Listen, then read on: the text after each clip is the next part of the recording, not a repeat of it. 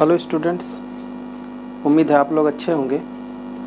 आइए आज हम क्लास 6 में चैप्टर 3 का एक्सरसाइज 3A कर रहे थे, जिसमें हमने फर्स्ट टू 6th क्वेश्चंस को सॉल्व आउट कर लिया था। अभी हम आपको क्वेश्चन नंबर 7 से लेकर 10 तक यहाँ पे करने वाले हैं। तो आइए क्वेश्चन नंबर 7 को देखते हैं। पहले हमारा क्वेश्चन नंबर 7 में है कि निम्नलिखित के बीच के सभी पूर्णांक लिखिए, है ना।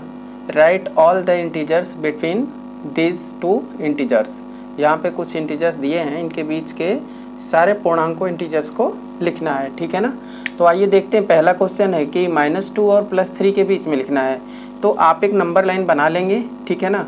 और यहाँ पे देखिए ये O लिखा है बीच में, है ना, 0 है। और 0 से राइट में पॉजिटिव होता है और लेफ्ट में नेगेटिव होता है। अब आपको -2 एंड +3 के बीच में देखना है। तो देखिए -2 ये रहा और +3 ये रहा। तो इनके बीच में कौन कौन से नंबर हैं? -1 0 +1 +2, है ना। तो यहाँ आप लिखेंगे -1 फिर 0 फिर क्या लिखेंगे +1 फिर लिखेंगे +2, है ना। बस, क्योंकि +3 के बीच में चाहिए। तो -2 और +3 इनके बीच में देखिए यही है 1 2 3 4 1 2 3 4, ठीक है। अब देखिए दूसरा आप करिए। खा में है 0 और 6 के बीच। 0 यहाँ है और 6 आपका यहाँ पे है। तो इनके बीच में कौन से होंगे? +1 +2 +3 +4 +5, ठीक है ना। तो +1 +2 +3 +4 एंड +5, ठीक है। नेक्स्ट है गा में -4 और 4 के बीच। तो -4 ये रहा और +4 ये रहा। तो -4 और 4 के बीच में कौन से हैं? देखिए -3 से लेके +3 तक, ठीक है ना। तो आप क्या लिखेंगे? -3, इसके बाद -2 फिर -1, इसके बाद आ जाएगा 0 फिर +1 +2 +3, ठीक है ना, बिकॉज 4 के बीच में चाहिए। अगला देखिए आप -5 और +2, ठीक है ना। -5 इधर रहा एंड +2 इज हियर। तो इनके बीच में कितने इंटीजर्स हैं? तो वो है -4 -3 -2 -1 0 एंड +1, ठीक है ना। तो -5 के बाद आएगा ये आपका बीच में -4 होगा, -3 -2 -1 0 +1 +2। नो, +2 आप नहीं लिखेंगे बिकॉज आपको +2 के बीच में चाहिए। तो बस +1 तक छोड़ दीजिए, ठीक है ना। +2 से पहले +1 आएगा। नेक्स्ट है अंगा। अंगा में आपका है -3 एंड +5, -3 एंड +5, है ना। तो -2 से शुरू होकर के +4 तक ये सारे आपको लिखने हैं। तो आप लिखेंगे -2 -1 0 +1 +2 +3 एंड +4, ठीक है ना, क्योंकि +5 के बीच में चाहिए। तो जिसके बीच में चाहिए उन लास्ट वालों को छोड़ना होता है, बीच के सभी को लिखना होता है, राइट। चा में देखिए -8 और +4, -8 एंड +4 के बीच में आपको देखना है। तो -7 से लेके +3 तक, राइट। -7 -6 -5 -4 -3 -2 -1 0 +1 +2 एंड +3, ठीक है ना, क्योंकि 4 के बीच में चाहिए।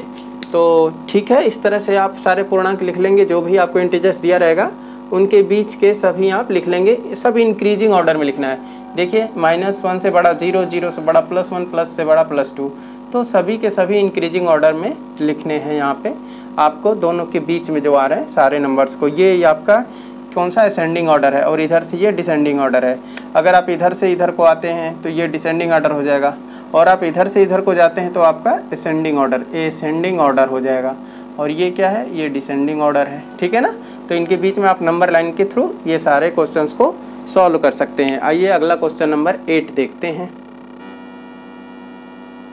आइए क्वेश्चन नंबर 8 देखते हैं। क्वेश्चन नंबर 8 में आपको यहाँ पे करना है कि इस नंबर लाइन को देखना है और आपको फिर इसके आंसर देने हैं। क्वेश्चन है कि इसकी सहायता से निम्नांकित पूर्णांकों के जोड़े के बीच के पूर्णांकों को आरोही क्रम में लिखिए। मतलब ये जो पेयर दिए हैं ना इंटीजर्स के, पेयर ऑफ इंटीजर्स है, इन सब के बीच में जितने भी इंटीजर्स होंगे उन सब को असेंडिंग ऑर्डर में लिखना है, बढ़ते हुए क्रम में, ठीक है ना।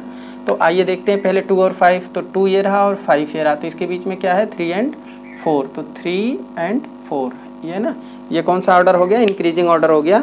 बिकॉज आपको देख रहा है कि 3 के बाद 4 ही आएगा, 3 के बाद 4 ही आएगा ना। तो -4 और 0 तो -4 ये रहा और 0 ये रहा, तो इधर इंक्रीजिंग ऑर्डर है, तो ये क्या आएगा आपका -3 आएगा, फिर -2 आएगा और -1 आएगा, बस इतना ही आएगा, बिकॉज 0 के बीच में चाहिए है ना, इनके बीच में चाहिए, इन पूर्णांकों के बीच के पूर्णांक लिखने हैं। ठीक है, 3 and 8 देख लीजिए, तो 3 and 8 के बाद बीच में क्या है, 3 यहाँ 8 यहाँ, तो 3 के बीच में क्या है, 3 के बाद 4 आएगा, 4 के बाद 5 आएगा, 5 के बाद 6 आएगा, 6 के बाद 7 आएगा, राइट। 0 और 4 के बीच देख लेते हैं, 0 ये है 4, तो इसके बीच में कौन कौन से पूर्णांक आ रहे हैं, 1 2 and 3, ठीक है ना, तो 1 2 and 3, राइट। -5 और -2 के बीच में देखिए, -5 ये रहा एंड -2 ये रहा ना, तो इसके बीच में -4 एंड -3, -4 एंड -3, ठीक है ना। -1 एंड 4 के बीच में लिखना है, -1 ये रहा एंड 4 ये रहा, तो इनके बीच में 0 1 2 3 आएगा, ठीक है ना, 0 1 2 एंड 3, ठीक है ना। तो इस तरह से हम नंबर लाइन को देख करके और जो पेयर ऑफ इंटीजर्स दिया हुआ है इनके बीच में कौन कौन से नंबर आएंगे उनको असेंडिंग ऑर्डर में लिख देना है, ठीक है ना। तो इस तरह से आप कर लेंगे, राइट। आइए क्वेश्चन नंबर 9 देखते हैं। क्वेश्चन नंबर 9 में हमें गिवन है कि निम्नलिखित के मान ज्ञात कीजिए, और यहाँ पे क्या है, मॉड में -13, मॉड में 12 एंड -37 का मॉड, 0 का मॉड, -47 मॉड में और 101 मॉड में, ठीक है ना। ये मॉड है, इसको निरपेक्ष मान बोलते हैं, ठीक है, निरपेक्ष मान, ठीक है ना। अगर किसी वैल्यू को इस दोनों वर्टिकल लाइन के बीच में लिख देते हैं तो इसका मतलब उसका क्या है, निरपेक्ष मान है। ये बातें हमने आपको पिछली वीडियो में बता रखा है, यदि आपने पिछली वीडियो नहीं देखा है तो मैं डिस्क्रिप्शन में इसका लिंक दे दूँगा, आप वहाँ से उसको वॉच कर लेना। आइए देखते हैं, तो इसका देखिए निरपेक्ष मान क्या होगा, हमेशा इसका मैग्नीट्यूड होता है, ये नेगेटिव साइन है, इधर कुछ नहीं तो पॉजिटिव साइन है, तो इसका मतलब वो क्या है, उसके साइंस है। साइन का मतलब उसके डायरेक्शन बता रहा है, किधर है वो, है ना, लेफ्ट में है, राइट में है, नंबर लाइन पे किधर है, ठीक है ना, नेगेटिव की तरफ है, पॉजिटिव की तरफ है। बट इसका जो एक्चुअल वैल्यू है, एब्सोल्यूट वैल्यू है, वो हमारा होता है निरपेक्ष मान। तो -13 का ओनली आप 13 लिख देंगे, बस आंसर हो गया। 12 का यहाँ से पॉजिटिव है तो वही बाहर आ जाएगा 12, ठीक है ना। -37 का ओनली 37 आ जाएगा, बस आंसर हो जाएगा। और ये 0 है तो 0 का 0 ही आएगा, राइट। -47 का +47 हो जाएगा, मीन्स आपको प्लस शो नहीं करना, ओनली 47।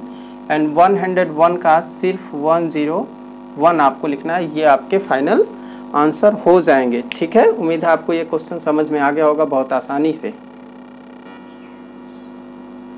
आइए इस एक्सरसाइज का लास्ट क्वेश्चन, क्वेश्चन नंबर 10 करते हैं।